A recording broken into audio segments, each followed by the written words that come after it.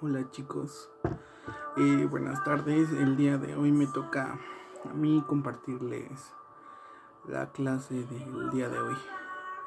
Espero no tardarme mucho y bueno, es un privilegio saludarlos por este medio.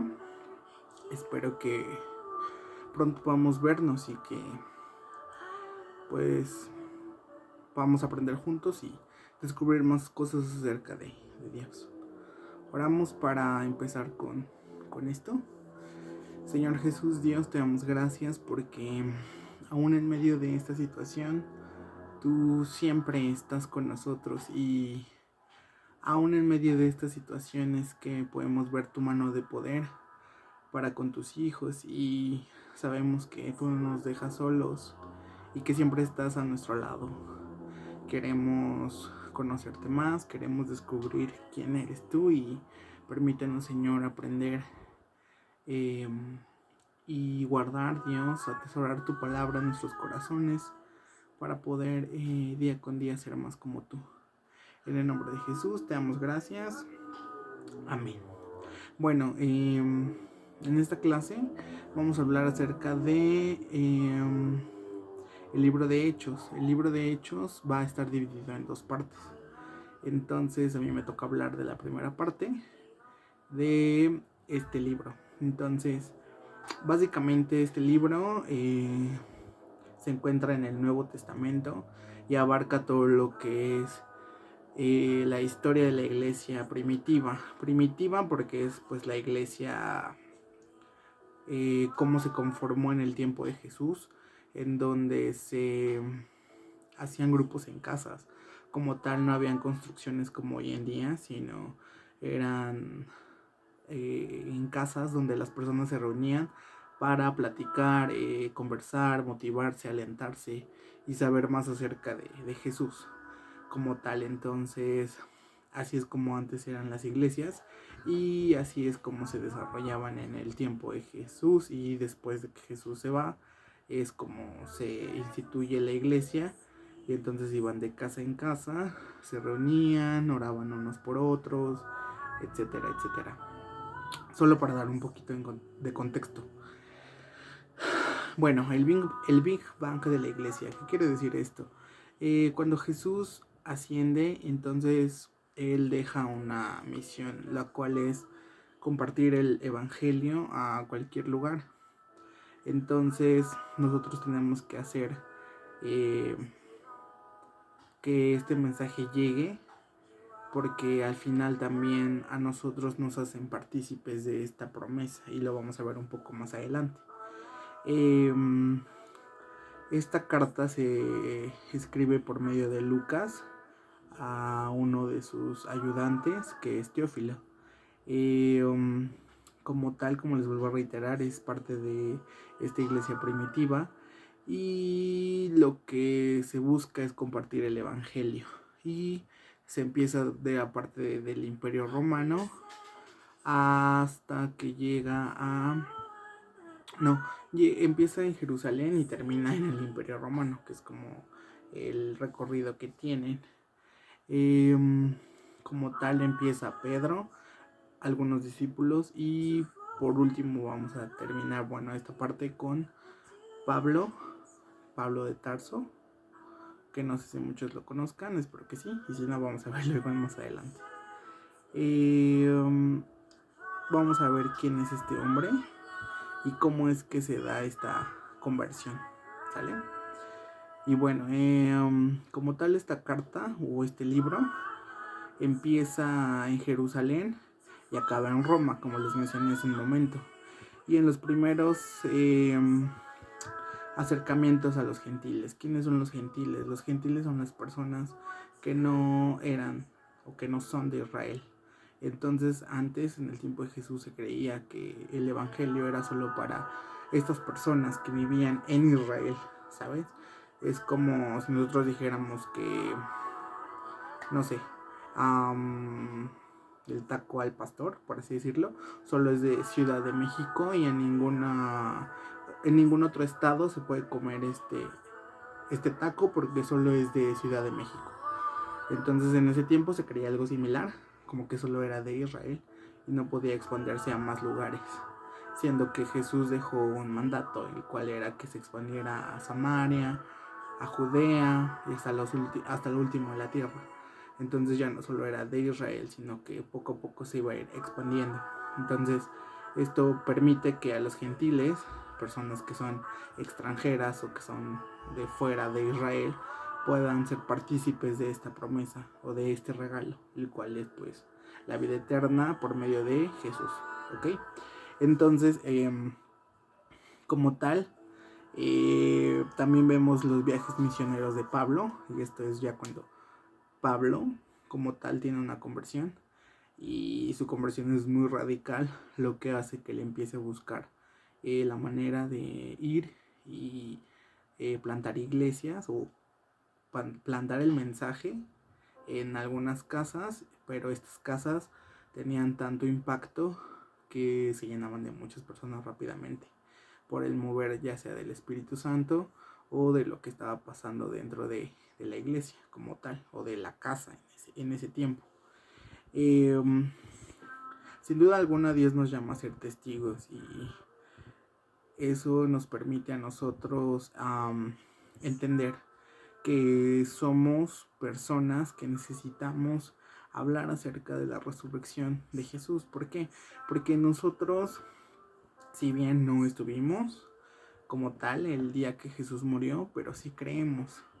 Y por medio de esa convicción, de esa fe, es que podemos convencer a otros de que Dios está obrando en nuestras vidas y que sigue actual, aunque quizá no lo podamos ver, pero Él es real y Él es tangible, así como el aire que no vemos, pero que igual respiramos. O pasa lo mismo como con esta enfermedad del COVID. No podemos verla, pero sin embargo vemos cuánta desgracia ha traído. Y no podemos decir que no existe porque es algo mundial. Entonces pasa algo similar con esto. Quizá es algo que no podemos ver, pero hay vestigios, hay evidencias de que Jesús vino a la tierra y que es real.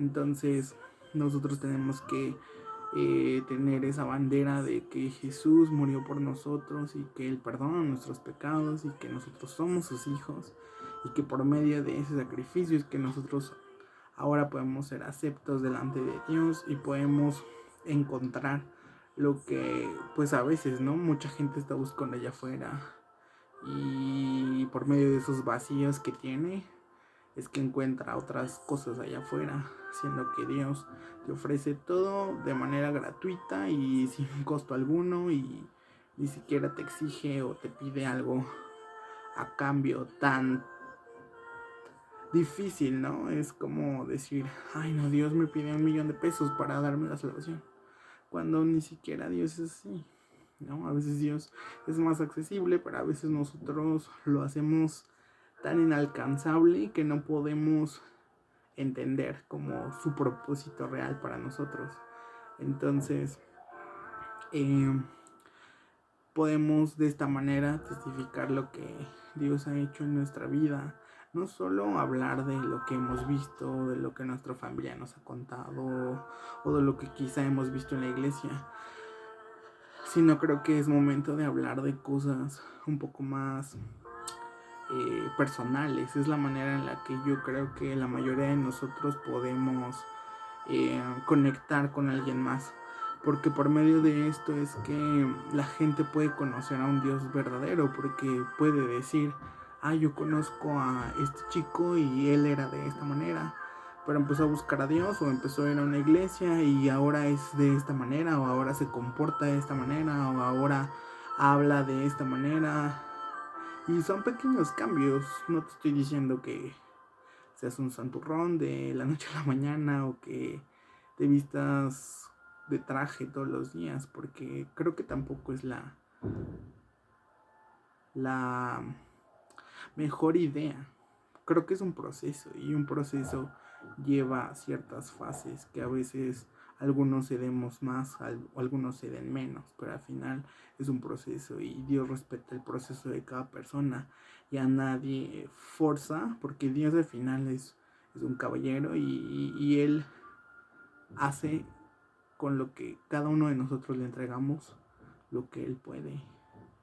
Entonces, creo que cada quien puede conocer a Dios en la manera en que cada uno de nosotros busca entregarle sueños, ideas, planes, eh, relaciones, prioridades, etcétera, etcétera. Entonces creo que es parte de como este llamado de esperanza que tenemos que tener para con las personas que no conocen de Dios. Y a veces no solamente es con esa bandera, ¿no? De, hola, soy cristiano, sino simplemente con una vida de cambio, una vida de impacto, una vida que sea diferente a lo que se vive allá afuera constantemente y que a veces es demasiado evidente cuando alguien tiene algo diferente y no necesita estar diciendo a cada rato, hey, soy cristiano y no hago esto, sino al contrario, simplemente con acciones más que con palabras, porque a veces las palabras resuenan demasiado, pero en realidad las acciones son las que cambian, las que impactan a las personas. Entonces, bueno, ¿cuál es el trabajo de los testigos? Bueno, pues precisamente eso, ¿no? Poder hablar no solamente con palabras, sino con hechos que permitan reflejar que lo que tú estás diciendo en realidad lo estás viviendo. Que es un testigo de hechos, es alguien que no solamente lee la Biblia y la lee por cumplir, sino que vive lo que está leyendo, que está entendiendo lo que está leyendo, que va un poco más allá de solo leer o de solo cantar una canción, ¿sabes? Sino es alguien que sabe que en cualquier dificultad o por medio de esto del COVID tiene una bandera de esperanza en la cual puede confiar en que Dios al final tiene cuidado de su familia, de sí mismo y de las personas que lo rodean. Creo que eso está muy muy interesante porque no cualquier persona tiene especial cuidado de uno como Dios lo tiene con nosotros. Y para que Dios lo haga a veces no tenemos que ser perfectos, sino simplemente buscar, intentar, eh, no tirar la toalla, básicamente. Entonces, para ello tenemos que ser herederos de la iglesia, pues primitiva como tal, ¿no? Que es no una iglesia de piedra, sino una iglesia en la cual las personas buscan, ¿no? Esta comunicación constante y poder apoyarse los unos a los otros. Y bueno, la división y la estructura de el libro de Hechos hasta la parte que me toca habla de un prólogo. Un prólogo es básicamente como los saludos, la introducción del libro. Luego está la predicación del Evangelio en Jerusalén, que es donde empieza. Y bueno, en este apartado abarca la parte del Pentecostés, vida de los primeros cristianos y persecuciones. Y es después de esto sigue la predicación del Evangelio en Samaria y Judea. Después la predicación del Evangelio a los gentiles, que son esas personas que, como les comento, pues somos ahora también nosotros, personas ajenas a el pueblo elegido de Dios. Y por último está la parte de una acción de Pedro que vamos a tocar un poquito más adelante. Y bueno, en el prólogo, en Hechos 1.8, voy a dar lectura en versión telea. Dice: pero quiero que sepan que el Espíritu Santo vendrá sobre ustedes y que recibirán poder para hablar de mí en Jerusalén, que es donde empieza el libro, en todo el territorio de Judea, que era como la capital, un poco de Jerusalén, Samaria, que era como algo un poco más global, y también en los lugares más lejanos del mundo. ¿Con esto qué quiere decir? Que pues que sí, ¿no? Que el evangelio no se iba a quedar solamente en el pueblo elegido, sino que iba a irse expandiendo hasta que pues hoy en día llegó, imagínense, de Israel, llegó hasta Ciudad de México, por medio de evangelistas, pastores, misioneros, no lo sé. Es parte de los 5 ministerios que engloba la iglesia. Y no sé si tú te lo sabes, pero bueno, son maestro, pastor, apóstol, profeta y misionero, si no me equivoco. Y entonces, pues parte de ello es que pues el día de hoy nosotros podemos conocer, ¿no? Acerca de este mensaje. Como tal, creo que es muy interesante esta cuestión en cómo Dios no se limita solamente a su pueblo, sino que nos invita también a nosotros a poder ser parte de, y eso está muy cool, porque pues no cualquiera hace eso, sino que al contrario nos incluye y nos hace parte de su familia. Posteriormente, la predicación del evangelio en Jerusalén, y bueno, esta parte habla un poquito del Pentecostés, el cual se da en el aposento alto, una habitación pues, en un lugar un poco alto, en donde a grandes rasgos se juntaron un grupo de personas a orar, y en medio de esta habitación dice la Biblia que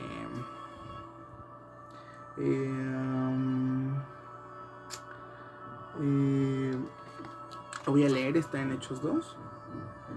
Dice, de pronto, dice el día 2:1, el día de la fiesta de Pentecostés, los seguidores de Jesús estaban reunidos en el mismo lugar, el aposento alto.